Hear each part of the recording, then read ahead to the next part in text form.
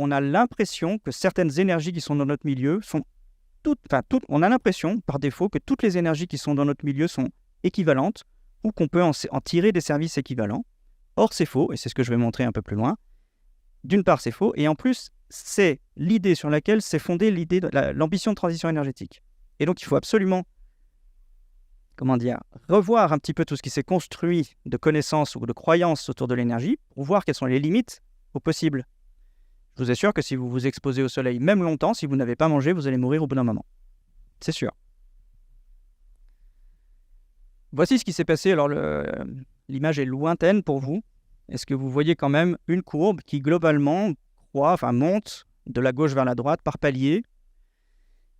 C'est la courbe de la croissance de la démographie. Alors, vous ne voyez pas ce qui est écrit en bas, mais c'est depuis 65 000 ans jusqu'à aujourd'hui. Et c'est une courbe dite logarithmique, c'est-à-dire que chaque palier, on va dire, est multiplié par 10. Donc, ça permet de mieux voir les détails de la courbe. Si on ne voyait pas cette courbe avec la loupe de la fonction logarithmique, on verrait juste une exponentielle, donc une courbe quasi plate, et puis qui devient très vite verticale. C'est la croissance démographique qui s'est accélérée depuis 500 ans et qu'on verrait sur la fin.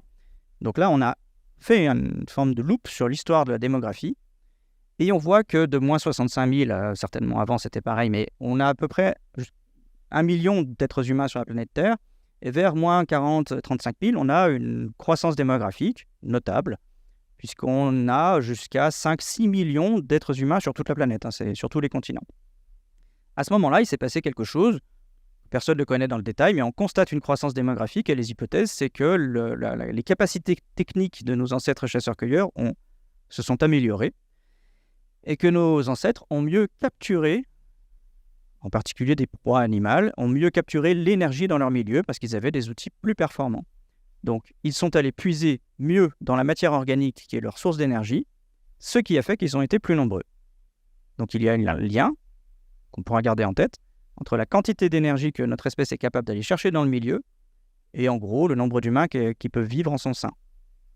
Ensuite, ce nombre d'êtres humains à 5-6 millions est resté stable jusqu'à l'apparition progressive au long de plusieurs millénaires de l'agriculture qui est une technique d'extraction de matière organique dans le milieu. C'est des gros mots, mais l'agriculture, c'est l'optimisation de la production de matière organique. C'est toujours du carbone, de l'hydrogène et de l'oxygène. Donc, on optimise notre capture d'énergie avec l'agriculture et notre population croît au départ lentement et puis de plus en plus rapidement. On est 200 millions en l'an 1 et puis 500 millions au XVIe siècle, à peu près. Et alors là, il se passe quelque chose de particulier parce qu'on commence à utiliser ce que j'ai dit précédemment, en plus de la matière organique, c'est-à-dire aller puiser directement dans le blé, dans les céréales.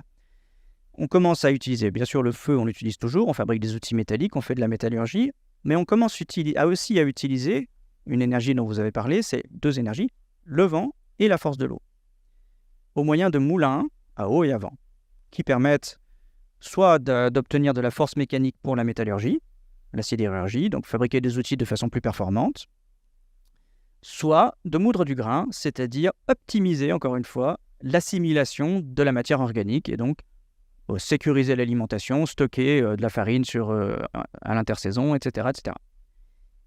Ce qui est intéressant et même primordial ici, c'est qu'on a considéré par défaut au long de toute cette histoire que le vent, c'était une source d'énergie pour nous, puisqu'on s'en sert. La force de l'eau, c'est une source d'énergie pour nous, puisqu'on s'en sert. Mais en fait, non. Ce ne sont, à mon sens, que des énergies auxiliaires, et je vais illustrer ça. Aucun humain n'a construit un moulin à vent avec la force du vent. Ça ne s'est jamais produit. Aucun humain n'a fabriqué un moulin à eau avec la force de l'eau. Ce qui a permis la construction de ces structures, de ces infrastructures, c'est la force de travail qui a été acquise par l'assimilation de la matière organique avec une source d'énergie en plus qui est la chaleur du feu quand il y avait des pièces métalliques à associer au moulin à eau ou à vent. Donc, on puisait dans des sources d'énergie qui étaient la matière organique pour se donner de la force de travail ou de la force mécanique ou de la chaleur. Et avec ces sources d'énergie, on fabriquait des outils, des moulins, qui nous permettait d'aller chercher une autre énergie qui est une énergie auxiliaire. Mais vous voyez qu'à aucun moment, nos ancêtres n'ont secoué leurs bras devant le vent pour pouvoir fabriquer un moulin à vent. Ça ne s'est jamais produit. Donc, on peut dire, à mon sens de façon assez solide, que ces énergies ne sont pas de la famille des sources d'énergie. Très important. Ça veut dire, j'avance un petit peu sur mon déroulé, ça veut dire que aujourd'hui, on essaye d'imaginer de faire fonctionner des sociétés avec des énergies auxquelles nous n'avons un accès qu'indirect, pour lesquelles il faut des convertisseurs, des structures, des machines. On ne peut pas puiser dedans directement pour obtenir des services. Et ça change tout. Donc je me suis arrêté sur la période strictement, on va dire, agricole ou pré-industrielle. Et bien sûr, on connaît bien la grande accélération démographique et la grande accélération technologique qui est issue de l'exploitation d'une source qui était connue depuis longtemps, mais là, cette fois, on avait les moyens de le faire. Je maintiens que c'est une source d'énergie auxiliaire, ça s'appelle les hydrocarbures. Que sont les hydrocarbures ? Eh bien, toujours de la matière organique. On a oublié ça. La totalité des sources d'énergie dans lesquelles on a puisé jusqu'à aujourd'hui pour fabriquer nos sociétés et aller chercher d'autres énergies comme le vent, la force de l'eau ou les atomes, tous ces développements-là démographiques et technologiques n'ont été à l'origine permis que grâce à l'existence de la vie sur la planète Terre. Que ce soit parce qu'on la mange, parce qu'on la brûle sous forme de bois qu'on brûle ou de tourbe qu'on brûle, ou parce qu'on la brûle sous forme d'hydrocarbures, c'est-à-dire de matière vivante fossilisée. Ça veut dire que tout ce qu'on est aujourd'hui, tout ce qu'il y a sous la courbe là, n'est issu que d'une interaction entre nos corps qui sont faits de carbone, d'hydrogène et d'oxygène, et des substances qui sont faites de carbone, d'hydrogène et d'oxygène. C'est cette interaction-là qui a produit une réaction qui est par ailleurs autocatalytique, mais je vais y venir, je vais préciser ce terme. C'est uniquement cette interaction qui a fait au départ qu'on a pu en arriver là où on est aujourd'hui et qu'on a pu se poser la question d'exploiter d'autres énergies que nos sources. Bien. On fait une petite pause sur les concepts abstraits. Alors, je ne sais pas si vous voyez bien, mais au moins vous voyez le titre. On sait que lorsqu'on puise trop dans la matière organique renouvelable, comme les animaux, les végétaux ou les forêts qu'on brûle, que ce soit pour l'alimentation ou pour la combustion, et bien si on puise trop, ça ne se renouvelle pas bien, donc on peut s'inquiéter des limites du développement des sociétés qui exploitent trop leur milieu vivant. On sait aussi que si on exploite, quoi qu'il arrive, de toute façon, les hydrocarbures, on en aura de moins en moins à partir d'une certaine date. Donc, on sait que ce sont des énergies, des sources d'énergie, en quelque sorte, finies pour nous, en particulier les hydrocarbures. Donc, on sait bien dans la salle aujourd'hui que notre approvisionnement en sources d'énergie va décliner à un moment donné. D'accord ? Et souvent, on se dit, et c'est là où je pourrais un tout petit peu articuler cette présentation avec le questionnement sur le post-urbain et l'autonomie, sans me prononcer plus que ça, parce que moi, je ne suis pas compétent dans les réflexions qui sont menées ici. On s'imagine que la fin du pétrole, c'est la fin de la mondialisation. Parce que dans nos cultures, dans nos récits, pétrole, charbon et gaz, c'est évidemment corrélé à la mondialisation telle qu'on l'imagine, c'est-à-dire des vitesses de déplacement importantes et des capacités de transport très importantes sur toute la planète grâce à ces énergies. Et donc on se dit, si on n'en a plus, la mondialisation c'est fini, c'est ce qu'il y a dans notre imaginaire. Moi je ne le crois pas. Et j'en veux pour illustration, sinon preuve, cette carte, qui est la carte des circuits, on va dire, économiques, marchands et aussi militaires, puisque autant l'Europe que l'Asie en interne ou cette partie du continent avec l'autre commerçaient ou se faisaient la guerre sans avoir du tout de moteur à combustion. D'accord ?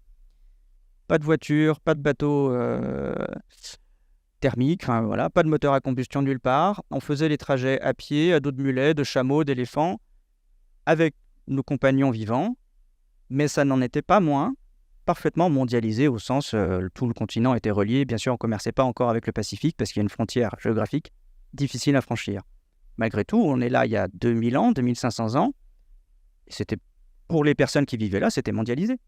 Et on consommait en Europe des biens qui venaient d'Asie et réciproquement. La différence avec le monde d'aujourd'hui, c'est pas tant la zone de commerce, c'est la vitesse. C'est tout. Donc la fin des hydrocarbures, c'est pas la démondialisation, c'est le ralentissement du monde, au moins pendant très longtemps. On ne va pas arrêter de commercer avec l'Asie, on le faisait déjà, on était beaucoup moins nombreux sur la planète, 200 millions, on le faisait déjà, et c'était très lent, mais on le faisait parfaitement, sans problème. Donc, essayez de voir, et puis discuter entre vous et avec moi après si on a le temps, essayez de voir si l'idée fin du pétrole, c'est la démondialisation, ou si fin du pétrole, c'est juste des échanges qui prennent plus de temps.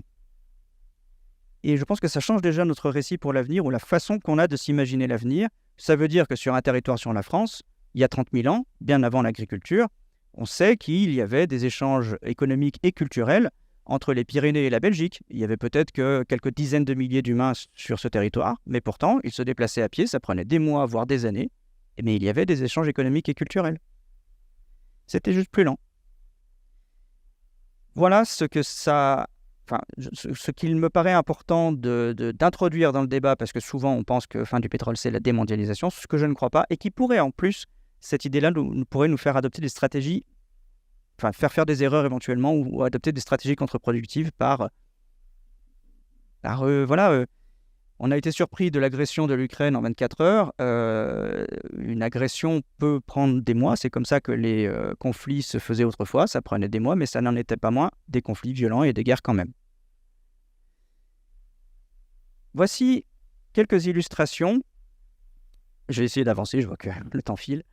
Quelques illustrations de la façon qu'on a eu d'appuyer une ambition de transition énergétique sur des croyances, ce que je pense être des croyances, ou des constructions fausses sur l'énergie en général.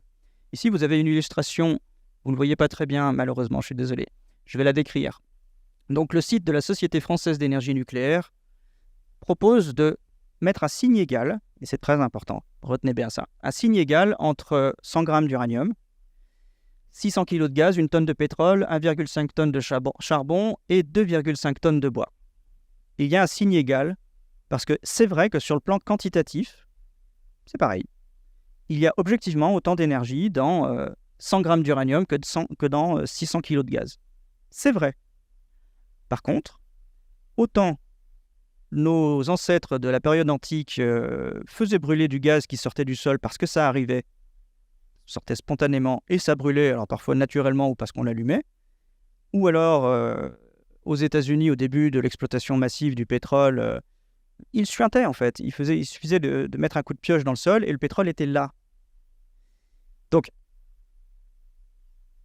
on voit bien que ce qui est à droite du premier signe égal, c'est totalement accessible directement. Il suffit de s'en servir, d'allumer avec une toute petite étincelle ce qu'il y a comme ressources énergétiques dans le gaz ou le pétrole ou le bois. Il y a du bois sur cette image.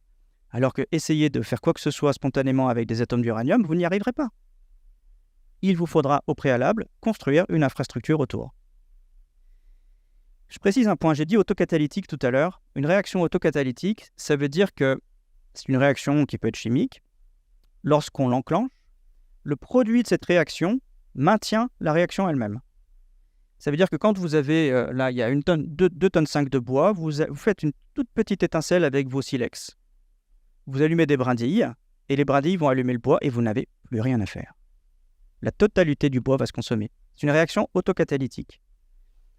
L'uranium aussi, c'est une réaction autocatalytique, mais plutôt explosive. Il fait beaucoup trop d'énergie d'un seul coup. C'est pour ça qu'il faut, entre autres, faire une centrale autour pour pouvoir contrôler cette réaction. Mais par contre, le vent, est-ce que c'est autocatalytique ? Pas du tout. Essayez de faire une étincelle dans le vent, ça va juste éteindre votre étincelle, ça ne va rien faire du tout. Ça ne va pas vous procurer de l'énergie en plus à partir de l'énergie initiale. Ça ne va rien faire du tout. Pareil pour le rayonnement électromagnétique. Donc moi, ce signe égal, j'ai l'impression que c'est sur lui que s'est construite l'ambition de transition énergétique, mais qu'il est faux.